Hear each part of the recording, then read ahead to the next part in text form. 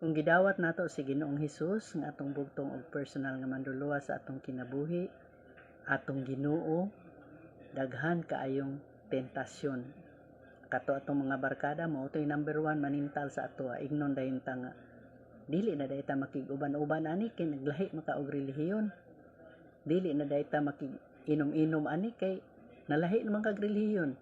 Ingon ana siya, daghan kaayo mga tentasyon nga atong masugapa kung kita gidawat nato si Jesus Christ, ingon nga atong bugtong og personal nga manluluwas. Nag-ingon diri sa 2 Timothy 2 verse 1 hangtod sa 2, busa anak, pagmalig-on pinaagi sa grasya nga nabatunan nato diha kang Kristo Jesus, itugyan sa mga tawo nga kasaligan ang imong nadungog nga akong giwali at tubangan sa kadaghanan aron kini itudlo usab nila sa uban.